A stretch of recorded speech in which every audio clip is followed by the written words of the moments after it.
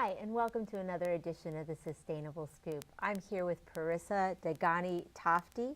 She's running as the Democratic candidate for the Commonwealth Attorney against Theo Stamos. Welcome, Parisa. Thank you so much for having me, Miriam. Well, the last time I had Theo here, she talked a little bit about the pursuit of justice and humanity for all.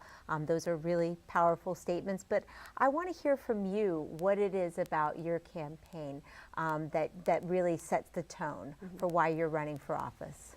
Well, I've been doing criminal justice reform work for almost 20 years, and I have sat across from clients who were so profoundly mentally ill that they couldn't respond to my questions because of the voices in their heads.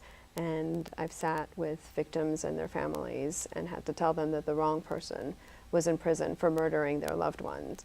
And, I've spent my entire career finding the mistakes that the system makes and then trying to correct them.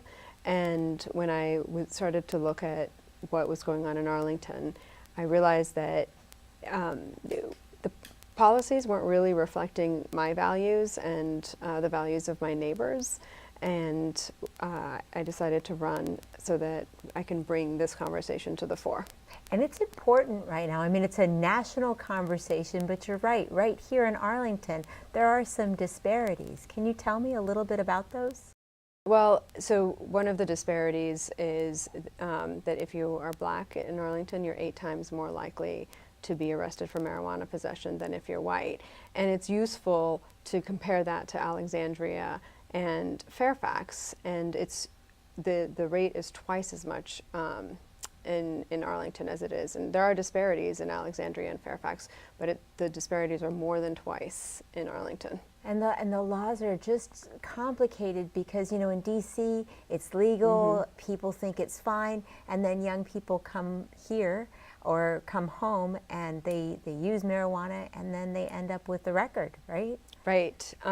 So marijuana possession, a conviction for it, may not necessarily end up in jail with jail time every single time, but it does have profound collateral consequences, including losing security clearance or not being able to get security clearance, including not being able to get federal housing assistance, losing Pell Grants and Stafford loans and other federal financial aid for school.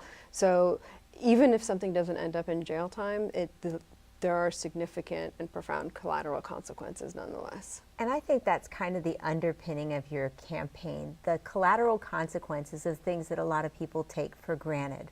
One of the issues that's pretty controversial is the cash bail system. Tell us about your position on that.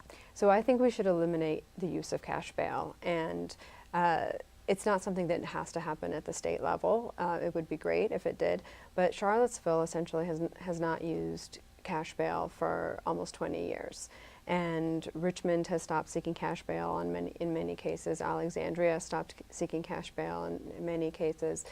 It's a common sense and data-driven solution that both makes things more fair, but also the consequences of having cash bail are essentially that we're creating more crime, because every single day that a person spends in jail waiting for the resolution of their case, now whether their case is resolved by an acquittal, by a conviction, or by the charges being dropped eventually, every single day that a person spends in jail makes it more likely that they'll reoffend.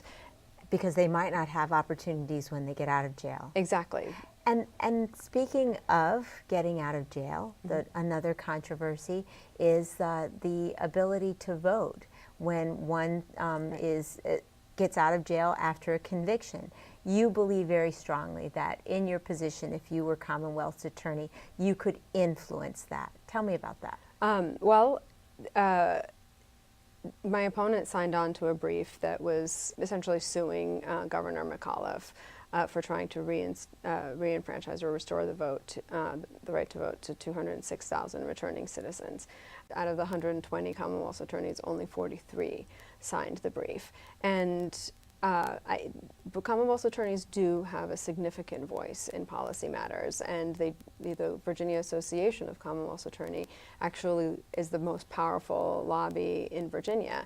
And so if a Commonwealth attorney, such as myself, hopefully, were to go down, for example, just a few weeks ago when a bill was in subcommittee to introduce a constitutional amendment to automatically restore voting rights to returning citizens once they've served their sentences and paid their fines.